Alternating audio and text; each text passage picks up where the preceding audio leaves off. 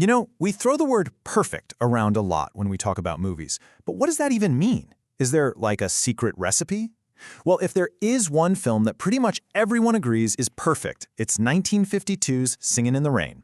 So today, we're going to pull back the curtain and look at the magic, the machinery, and yeah, the myths behind what might just be the perfect movie. And really, it all starts with a feeling, right? A feeling so strong that a Reddit user can post this and you immediately know exactly what they're talking about. That good morning number, it's not just a scene, it's like a shot of pure happiness right to the heart. The whole movie is just packed with moments like that, and that's why its reputation is legendary. But that's the big question, isn't it? That kind of joy, that kind of on-screen magic, it doesn't just happen. It has to be built, piece by painful piece sometimes. So let's really get into it and see what it takes to manufacture a moment of pure, perfect movie bliss. Okay, so first up, we have to understand why this film connects with so many people on such a deep emotional level. For a lot of folks, this isn't just a classic, it's the absolute gold standard for movie musicals.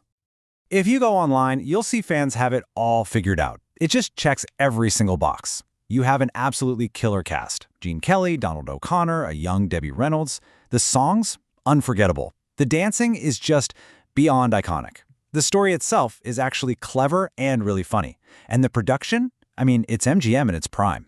It is the whole shebang. So, to figure out how all those perfect pieces came together, we need to go back in time, back to the system that made them. See, this wasn't some little indie film. This was a product of the most powerful movie-making machine the world had ever seen. And to really get our heads around this, we're actually going to lean on some academic research. There's a fantastic doctoral thesis from the University of Roehampton that helps break down the whole industrial system of Hollywood's golden age. Because really, to understand the art, you first have to understand the factory that built it. And that factory was called the studio system. At a place like MGM, they didn't just make movies. They controlled literally everything. They owned the sound stages, the cameras, the distribution, and most importantly, they owned the talent. Stars were locked into these exclusive, long-term contracts, making them assets the studio could use however it wanted. And just how valuable were those assets? Well, this number, that's what Fred Astaire was making for a single film back in 1949. Today, that's over $1.4 million. The studios poured a fortune into their stars, and they expected nothing less than perfection in return. But as you can imagine, that kind of pressure came with a serious cost. Which brings us to the price of that perfection. Because behind that glossy, happy final product, the reality on set could be absolutely grueling, especially if you were a newcomer just trying to keep up with a couple of legends. Get this, Debbie Reynolds was only 19 years old when she was cast, and she wasn't even a trained dancer. The film's star, co-director, and choreographer Gene Kelly was a famous perfectionist, and he apparently insulted her constantly for her lack of experience. The pressure got so bad that one day the great Fred Astaire just happened to be walking by the studio and found her hiding and crying under a piano. And this story just creates such a fascinating picture. On one side, you have Gene Kelly, the demanding, type A genius who's driving this entire creative vision. And on the other, you have Fred Astaire, this established icon who Reynolds called a wonderful person. He saw this kid struggling, and he just stepped in to help, volunteering his own time to coach her.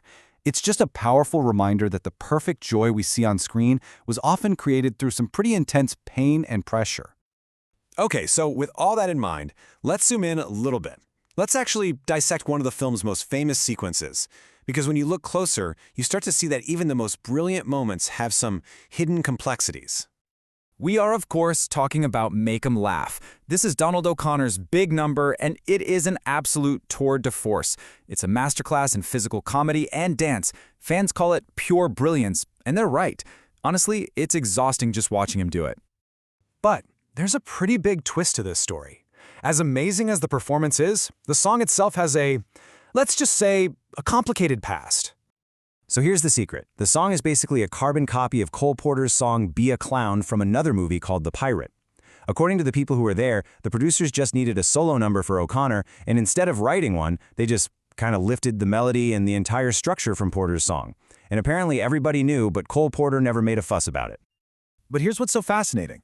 Even with a song that was pretty much stolen, the number itself is still an undeniable work of genius, and we can actually break down why. Using an academic lens, you see the choreography is built around O'Connor's insane acrobatic skills. He's literally running up walls. The dancer's influence is everything. You couldn't do this without him.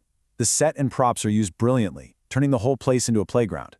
And it totally serves its purpose in the story. The performance is so spectacular, it completely transcends the song's sketchy origins. So we've seen the machine that built this movie, and we've seen the human price that was paid. The last question is, why? Why, after all these years, does this film still feel so perfect and so necessary? I just love this story from Reddit. This guy says his wife hated the movie La La Land because of its bittersweet ending. And what was the only possible cure? They had to go home and immediately watch Singin' in the Rain for its pure, unfiltered joy. It's not just a movie, it's become this cultural antidote. It's guaranteed happiness. And the film's power isn't just a feeling. Its fundamental story structure is so rock solid that more than 30 years after it came out, it was adapted into a smash hit stage musical. That just proves that the story, the characters, and those songs have this timeless quality that works no matter how you present it. The blueprint is just perfect. So all of this leaves us with one final thought to chew on. Knowing about the brutal perfectionism, the borrowed songs, the whole pressure cooker of the studio system, does seeing all the messy human stuff behind the scenes take away from the magic? Or does it make the fact that they created something so flawless, so purely joyful, even more of a miracle?